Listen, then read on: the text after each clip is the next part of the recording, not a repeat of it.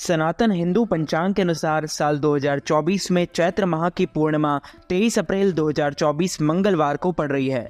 पूर्णिमा के दिन व्रत रखकर भगवान विष्णु और धन की देवी लक्ष्मी जी की पूजा का विधान है। इस तिथि को भगवान सत्यनारायण की पूजा को भी विशेष महत्व दिया गया है। भक्तगण इसी दिन व्रत भी रखते हैं। इस दिन की पूजा और व्रत विशेष पुण्यदायी मानी गई है। इस दिन पूजा और व्रत रखने से सभी मनोकामनाएं पूर्ण होती है। पूर्णिमा तिथि की शुरुआत 23 अप्रैल 2024 को सुबह 3:25 पर हो जाएगी। पूर्णिमा तिथि का समापन 24 अप्रैल 2024 को सुबह 5:18 पर होगा। इस दिन भगवान विष्णु और लक्ष्मी जी की विशेष पूजा अर्चना की जाती है। चैत्र पूर्णिमा पर श्री यंत्र की पूजा का खास महत्व होता है। यंत्र को माता लक्ष्मी का प्रतीक भी माना जाता है। ऐसे में इस शुभ अवसर पर धन की देवी लक्ष्मी जी के साथ इसकी पूजा करना अच्छा माना जाता है। इससे घर का आर्थिक संकट समाप्त होता है। साथ ही कार्य क्षेत्र में किसी प्रकार की कोई संकट या रुकावट नहीं आती है। इसके अलावा घर की तिजोरी कभी पैसों से खाली नहीं होती है।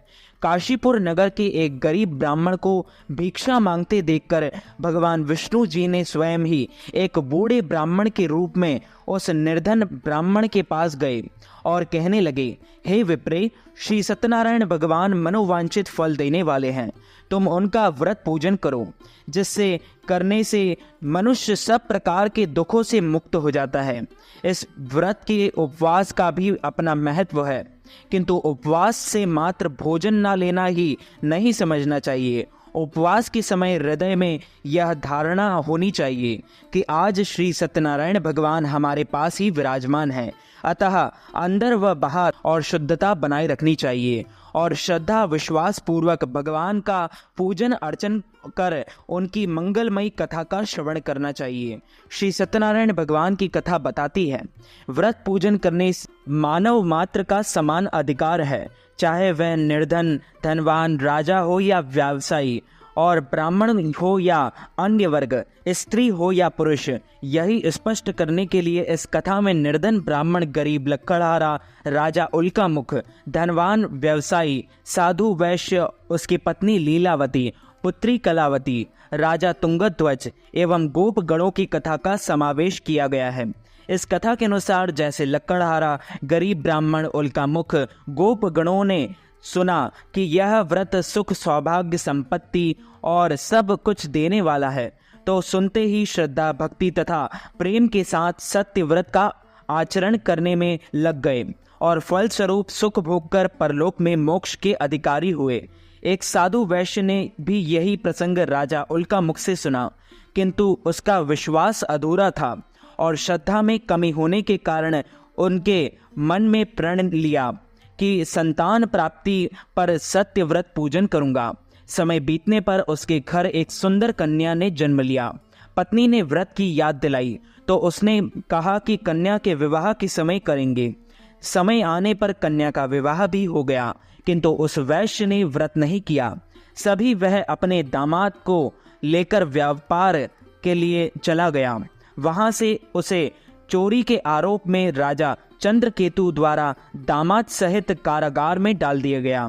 उसके अपने घर में भी चोरी हो गई। पत्नी लीलावती और पुत्री कलावती भिक्षावृत्ति के लिए विवश हो गई। एक दिन कलावती ने किसी के घर श्री सत्यनारायण भगवान का पूजन होते देखा और घर आकर माँ को प्रसाद दिया। तब माँ ने अगले दिन श्रद्धा से व्रत पूजन कर भगवान से पति और दामाद के शीघ्र वापस आने का वरदान मांगा। श्री हरि प्रसन्न हो गए और स्वप्न में राजा को कह दिया कि वह दोनों बंदियों को छोड़ दो, क्योंकि वह निर्दोष है। राजा ने अगली सुबह उनका धन धान्य तथा प्रचुर द्रव्य देकर उन्हें विदा किया। घर आकर पूर्णिमा और संक्रांति को सत्य व्रत का जीवन भर आयोजन करता रहा। परिणाम स्वरूप उसे सांसारिक सुख भोग कर मोक्ष गति की प्राप्ति हुई। इसी प्रकार एक बार राजा तुंगध्वज ने वन में गोप गणों को श्री सत्यनारायण भगवान का पूजन करते देखा, किंतु अपने अभिमान की वजह से राजा ना तो पूजा स्थल पर गया, ना दूर से ही प्रणाम किया और ना ही गोप गणों द्वारा दिया प्रसाद ग्रहण किया। परिणाम यह हुआ कि राजा के पुत्र, धन धान्य, अश्व, गजादि सब नष्ट हो गए। राजा को फिर ये आभास हुआ कि विपत्ति का कारण सत्यदेव भगवान का निरादर है। तब उसे बहुत पश्चाताप हुआ। वह तुरंत वन में गया और खूब गणों को बुलाकर उनसे सत्यनारायण भगवान की पूजा विधि पूछी और बाद पूजा की, और फिर उसने उनसे ही प्रसाद ग्रहण किया तथा घर आ गया। उसने देखा कि विपत्ति टल गई और उसकी सारी संपत्ति तथा जन सुरक्षित हो गए। राजा प्रसन्नता से भर गया और अपना सर्वस्व भगवान को अर्पित कर दिया। पूर्णिमा तिथि पर इस दिन तीर्थ स्नान, दान, व्रत और भगवान विष्णु की पूजा करने से जाने अनजाने में किए हुए पाप नष्ट हो जाते हैं। चैत्र पूर्णिमा के दिन दान पुण्य का विशेष महत्व बताया गया है। इस दिन किए गए दान से, विष्णु पूजन से देवी लक्ष्मी भी प्रसन्न होती है। इस दिन चंद्रमा भी पूर्ण आकार में होता है। माता लक्ष्मी की पूजा करने से धन और ऐश्वर्य की प्राप्ति होती है और जीवन में सुख समृद्धि का आगमन होता है। चैत्र माह की पूर्णिमा के दिन सत्यनारायण भगवान की पूजा की जाती है और व्रत रखा जाता है। रात के समय चंद्रमा को कच्चे दूध में चावल मिलाकर अर्घ देना चाहिए।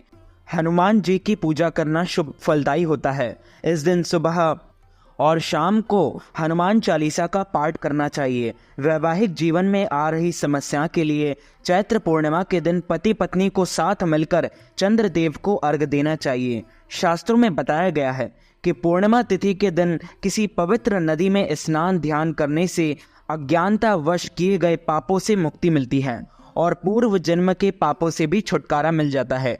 साथ ही इस दिन दान पुण्य का भी विशेष महत्व है। इस दिन किसी जरूरतमंद व्यक्ति को भोजन, वस्त्र या धन का दान करने से अक्षय पुण्य की प्राप्ति होती है। पूर्णिमा तिथि के दिन भगवान विष्णु की उपासना करने से जीवन में धन, ऐश्वर्य, आरोग्यता, बल, बुद्धि इत्यादि का आशीर्वाद प्राप्त होता है। चैत्र माह की पूर्णिमा के दिन हनुमान जयंती भी पड़ती है। इस दिन को हनुमान जन्मोत्सव के रूप में मनाया जाता है, इसलिए इस दिन हनुमान जी की पूजा फलदायी होती है। इस दिन आपको हनुमान जी के मंदिर में जाकर नारियल अर्पित करना चाहिए और हनुमान जी की विधिवत पूजा करके हनुमान चालीसा का पाठ करना चाहिए और हनुमान जी की आरती करना चाहिए। पवन पुत्र हनुमान जी की जयंती मनाई जाती है। इसी पावन दिन माता अंजनी की कोख से हनुमान जी ने जन्म लिया था। हनुमान जी के जन्मदिन को जयंती नहीं बल्कि जन्मोत्सव कहा जाना उचित होगा, क्योंकि बजरंगबली चिरंजीवी है और जयंती का प्रयोग ऐसे व्यक्ति के लिए किया जाता है जो संसार में जीवित नहीं है। हनुमान जी ऐसे देवता हैं जिनका सच्चे मन से स्मरण किया जाए तो वह भक्तों की हर संकट से रक्षा करते हैं। तो मित्रों, हमारे इस ज्ञानवर्धक वीडियो को आप अधिक से अधिक लोगों को शेयर कीजिएगा, लाइक कीजिएगा, कमेंट कीजिएगा और सब्सक्राइब करके बेल आइकन को भी ऑन कर लीजिए। ऐसे ही नए नए वीडियोस देखने के लिए आप सभी को सादर जय श्री कृष्ण, सादर जय श्री राम।